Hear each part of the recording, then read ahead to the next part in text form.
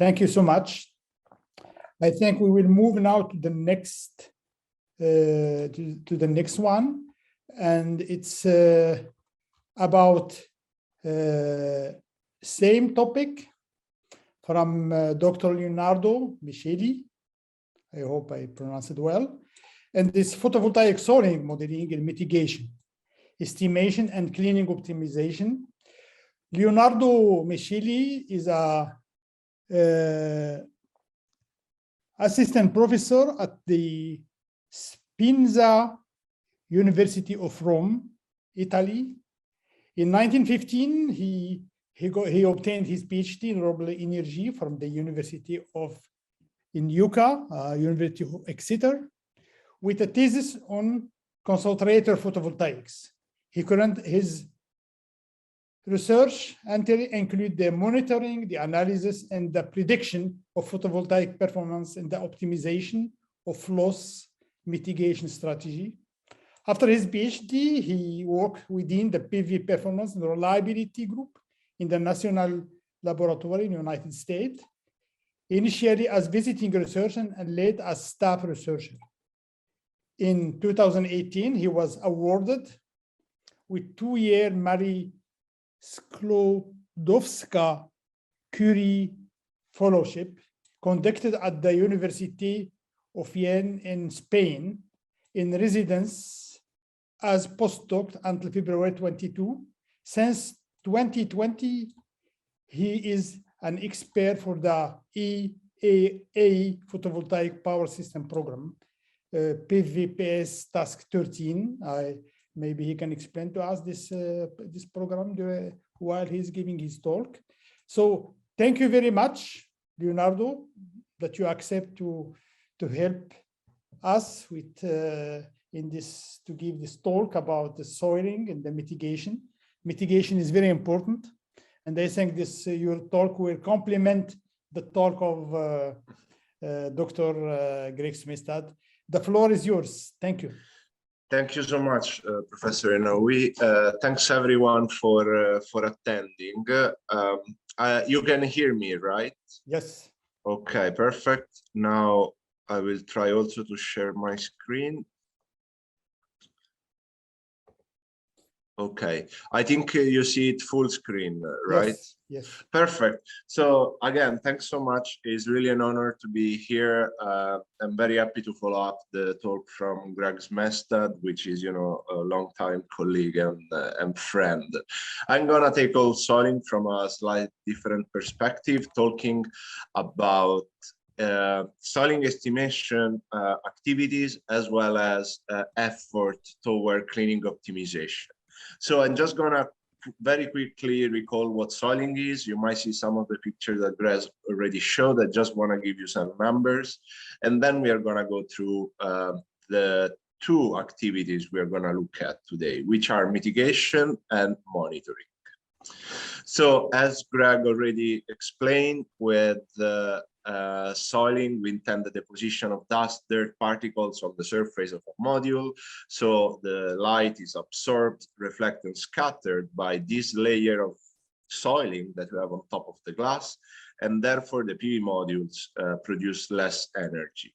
Now, there is not just one type of soiling. In this slide, you can see how many different types of soiling we can experience, going from mineral dust to human activities, emissions due to industries or due to agricultural activities. So the first effect of soiling is clearly a drop in energy, because the PV module sees less irradiance than the one it would see if soiling was not present. However, there are also additional aspects that we really have to take into account. One of them is the increase, in operation and maintenance, O&M costs, due to the fact that we can remove soiling from the surface of the modules, but this is going to cost money. And therefore, this also affects the cost competitivity of photovoltaics. Second, third actually issue that might not be so obvious is related to the uncertainty that the community currently has in estimating soiling losses. So we are not really able to estimate in advance how soiling is going to affect a PV system. And therefore, when investors are going to invest money in the photovoltaic system, they're going to impose higher financial rates to builders and operators because they see their investments and their return on investment at a higher uncertainty and therefore higher risk. With some colleagues in 2018-19, we brought out an effort to try to estimate which were the soiling losses on a global level. So we took into account 22 top PV markets you see here listed, along with the concentrating solar power market as a whole. What we found out in this work that was led by Clement Silse at Fraunhofer CSP is that soiling is already responsible for the loss on a global scale of 3 to 4% of the energy yield, and that this already translates into a loss for players in the PV market in terms of 3 to 5 billion euros. Additionally, we have to take into account that these losses, at least we expect these losses to continuously increase because of the growing capacity of PV in areas such as the MENA region or other areas that have an extremely high solar potential, but at the same time are exposed to a higher soiling risk. Therefore, soiling is something that we are going to have to take into account more and more as the year goes. However, differently from other types of losses that are common in photovoltaics, soiling is reversible. So this means that we can actually have corrective actions to physically remove soiling off the surface of photovoltaic modules. This can be natural events, such as, for example, rainfalls that can wash off the modules, or can be actions that are made by, for example, the operation and maintenance team, and therefore are what we're going to call are artificial. However, what makes also soiling very interesting is that we can also put in place some preventive strategies to try to limit the accumulation of soiling or to facilitate its natural removal. Among these strategies, we have, for example, anti-soiling coatings, which are a technology that is getting more and more attention and which has a lot of potential.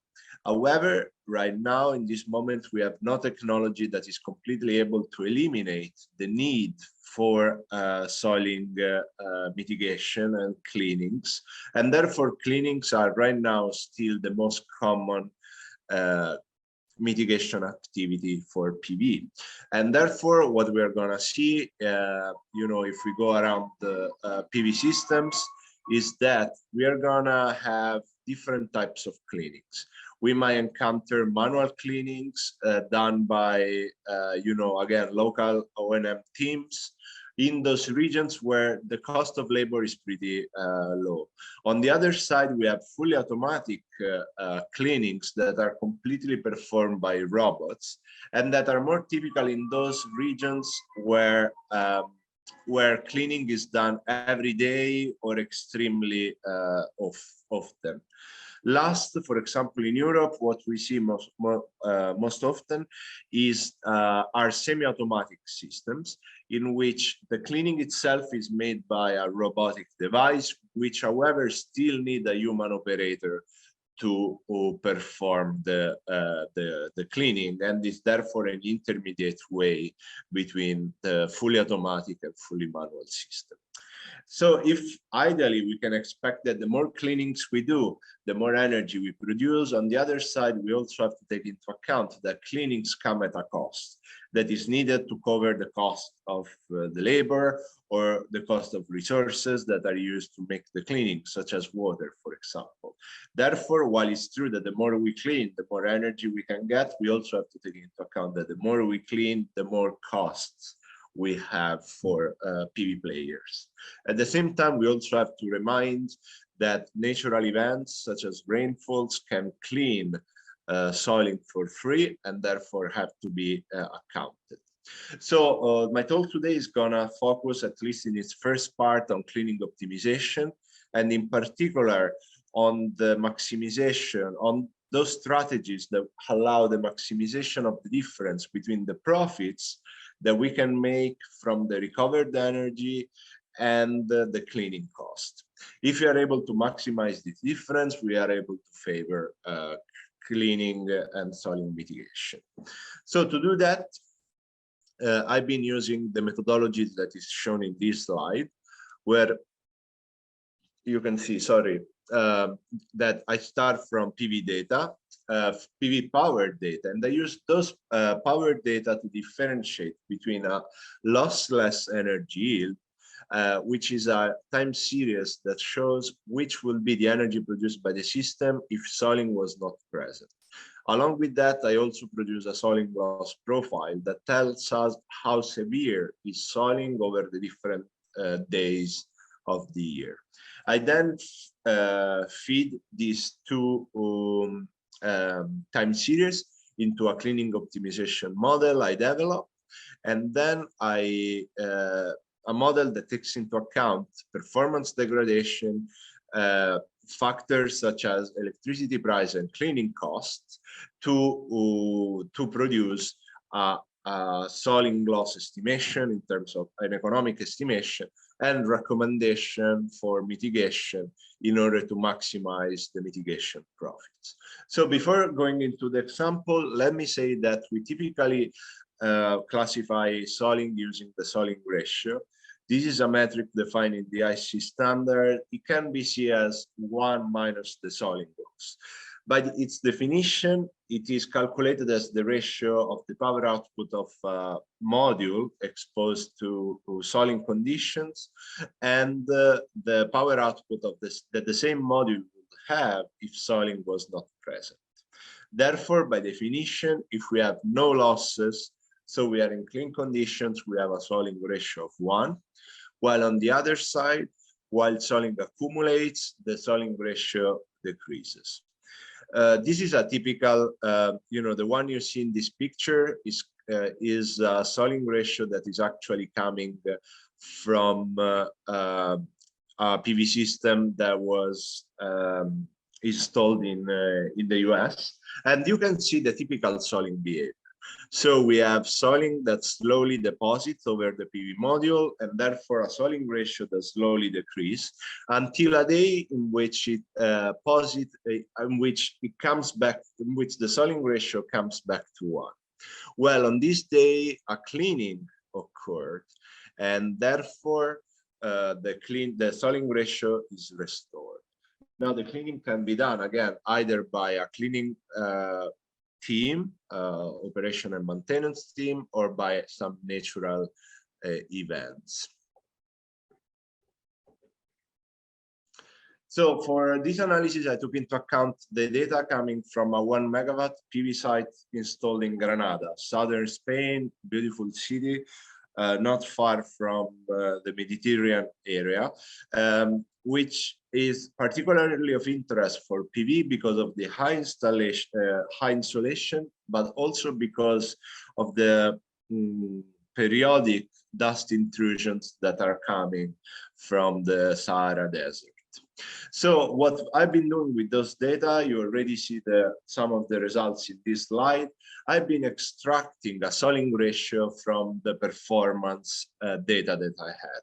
In black, you can see the measured data. In red, you see the actual soiling ratio. So as you can see from the blue bars that represent the rainfall day over 2019, this site is clearly seasonal. So it has a frequent rainfalls occurring throughout most of the year, with the only exception of summer, which typically goes from, as you can see, late April to early September. This is the period, summer, in which most of the losses will occur. And indeed is also the period in which, as you can see, the soiling ratio reach its lowest value. However, I want you to look at two specific dates. The first one is June 22nd. There is now a gray bar that is showing that date. And as you can see, there is a clear change in the behavior of the soiling ratio, because before that day, we have essentially no soiling accumulation. So even in lack of rain events, we cannot see any soiling depositing on the PV modules. However, immediately after that day, as you can see, soiling start depositing at a much faster rate. And this is due to the arrival of a dust intrusion, and therefore to the arrival of this suspended dust that slowly started depositing on the photovoltaic modules. Also, you can see a second date, that's the August 5, is marked in orange. And in this date, as you can see, there is a positive shift in soiling ratio, so there has been a cleaning. However, the cleaning is not justified by the rainfall pattern, and indeed was a cleaning that was done by the local O&M team. However, since we really wanted to understand how cleaning optimization could work at this site, we had to take into account the maximum extent of the soiling losses, and therefore we had to remove any cleaning that was artificially done. So we did that, and we obtained the soiling ratio that you now see in green in the slide, which shows us that the site has an average soiling loss of 3%, reaching most of the losses toward the end of the summer, when we lose almost a fourth of the power output just because of soiling. In the bottom slide, now you see again the soiling profile. This is just a zoom, but I'm gonna use this second plot to show you how different cleaning strategies are gonna affect the soiling ratio. As you can see, indeed, we modeled 1, 2, 3, up to 6 cleaning scenarios, and each of them will obviously affect and change the soiling ratio profile. So once we produce these different cleaning scenarios, we took into account different economic metrics. These are in particular the levelized cost of electricity, LCOE, that quantify the cost of producing a kilowatt hour of electricity. As you can see, it is calculated as the ratio between the total cost over the lifetime of the system divided by the energy yield produced by the system. In this case, the lower its value, the better. The second metric we took into account was the net present value, which is typically used by the private sector to evaluate the profitability of an investment. By definition, it is calculated as a difference between revenues and costs, again, over the lifetime of the system. Also, in this case, actually, in this case, the larger its value, the better. And negative values means that the investments did not return a profit. So what we found was already interesting for us was that the two metrics will give different recommendations on the optimal number of cleanings to be done per year. In reality, they both recommend, as you can see from this graph, where you can see the improvements obtained for both the metrics depending on the number of cleanings. You can see that one cleaning per year would improve both the LCOE and the net present value.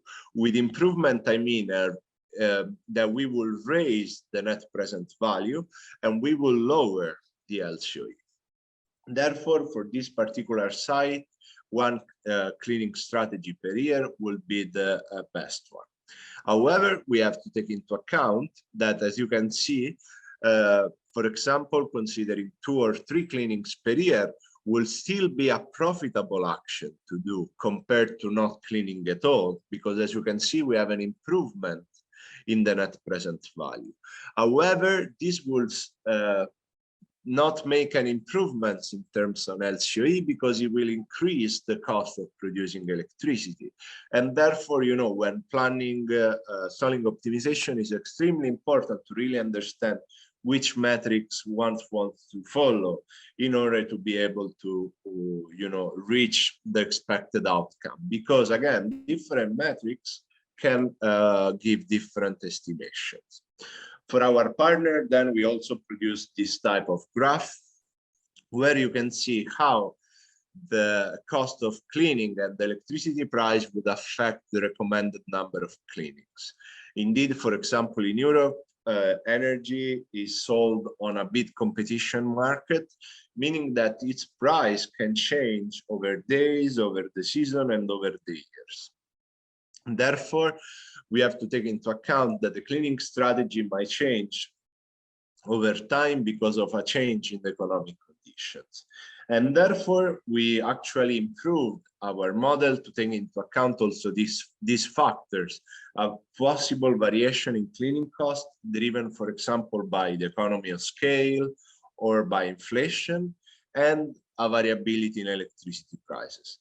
And therefore, we modified our model to let him also optimize the cleaning frequency year after year, taking into account these two variabilities.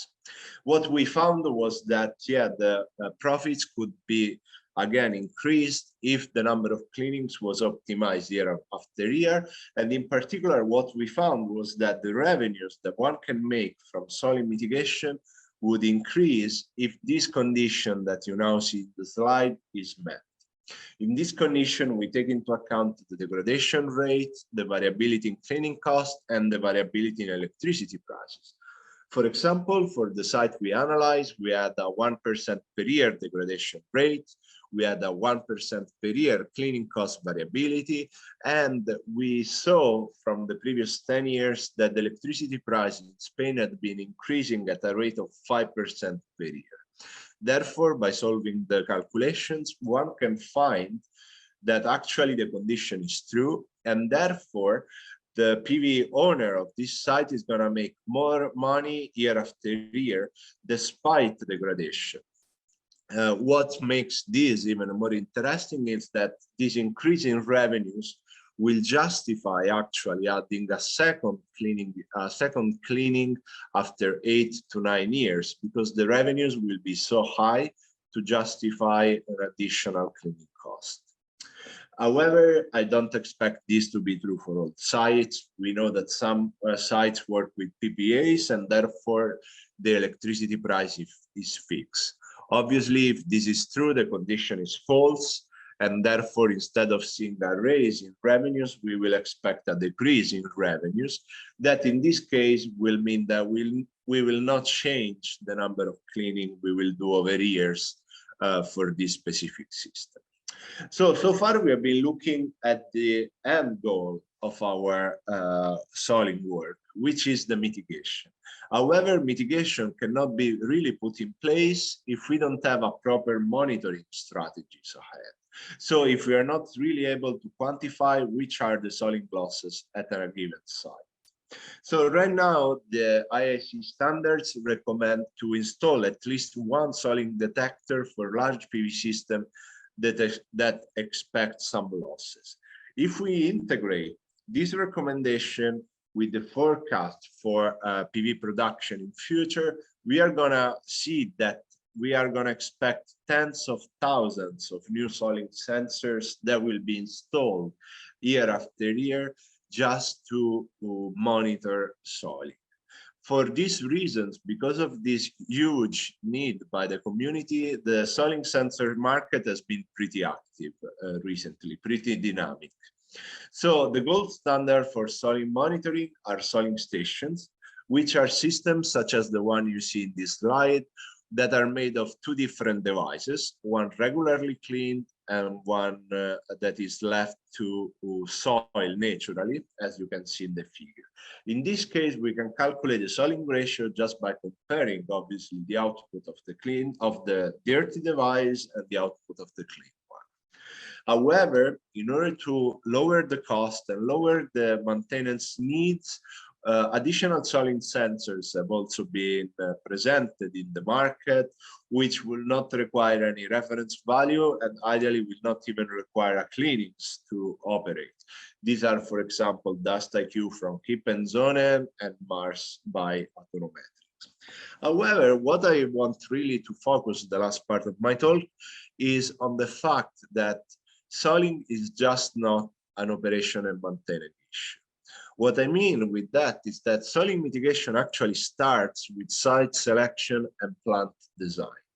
What just to give you an example, if we were able to know beforehand, before installing the PV system, which would be the soiling losses of the system, we could actually improve the design of our system to try to limit those losses. For example, through by paving the roads, installing fences, or by improving the stow position of the systems. Also, we will be able to include the costs related to soiling in our site assessment, and therefore making better decisions regarding the constructions of new PV plants. Now, likely, there are a few factors that are known to be soiling predictors. These are, for example, rainfall and particulate matter. Particulate matter was already mentioned by Greg, so let me just quickly remind that is an index that gives us a concentration of solid particles suspended in a cubic meter of air. And these two parameters, such as rainfall and particulate matter, are widely known and widely available, and therefore could be potentially used to estimate the soiling through a soiling estimation model. These models will take into account particulate matter, rainfall, and other environmental parameters to produce, for any sites where these data are available, a soiling loss profile. What this means is that we will be able to merge, for example, a particulate matter map, as the one you see on the left, with a rainfall map, such as the one you see on the right, and produce a soiling map that will tell us for any location worldwide which are the expected soiling losses, and therefore that will provide us guidance even if no PV power data are available. Now, several models already exist that can use this type of environmental data to generate a soiling profile. However, what me and Greg have found out in these years is that most of these models were developed for using data from one or very few locations, and that comparative analysis were really needed. So what we did, we compared two of the models looking at the US. You see the results of our comparison here on the right. As you can see, the two models actually are able to give us the same distribution of losses over the territory, with the most losses in the Southwest. However, if you look at the two scale bars, you will see that the two models return factors have a factor of 1.5 between each other. So actually, we are not really able to estimate with high accuracy the losses. An additional step we did with Greg was looking also at how the input data might bias the results. Data such as rainfall and particulate matter can be indeed measured on the ground, but they can also be sourced from satellite database, which use satellite images and measurements to estimate different parameters. So we actually also rerun the same models using both ground measured particulate matter, as you see on the top, but also satellite derived particulate matter data. As you can see, while the distribution is still the same, even with less clear granularity, what strikes the most is that the maximum loss is significantly different, with factors greater than 2 between the output of the two models. So what this means to me is that, yeah, there is still room for improving soiling modeling, and in particular soiling mapping. But I also believe that this map should not just provide information about the soiling losses, but they could also provide information about cleaning recommendations. And these are really the goal of my new project that is funded by the Italian Ministry for University and Research, Solaire for PV. What I really want to do in this work, and will be happy to talk with anyone that might be interested, is to move away from the need of PV power data for my original model and make use of widely available irradiance, temperature, and environmental parameter data to generate for any location worldwide energy yield and soiling loss profiles.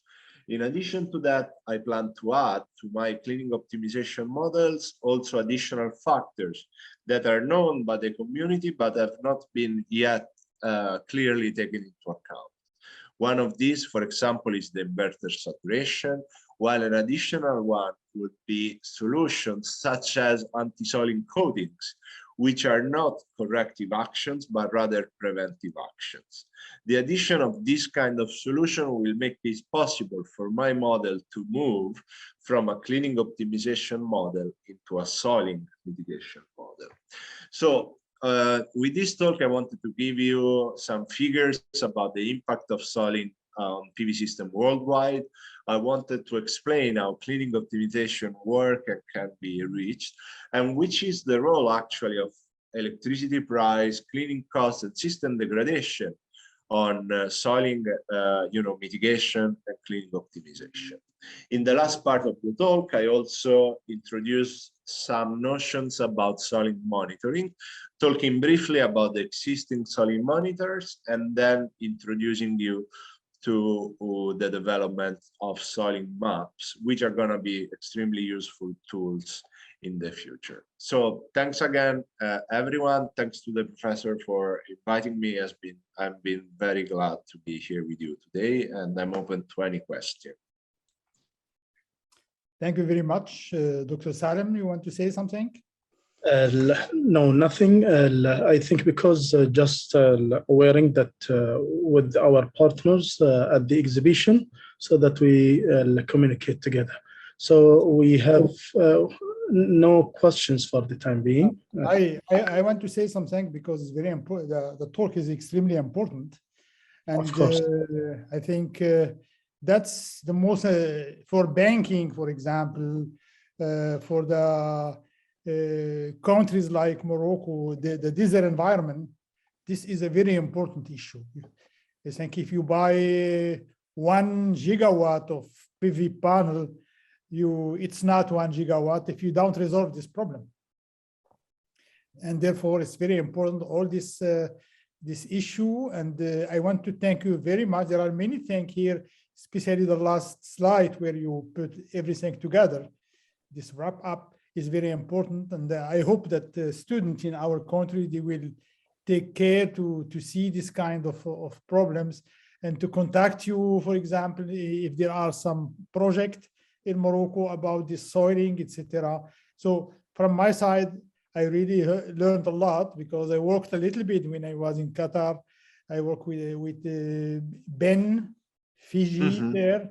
He was in my group, and we did some publication. We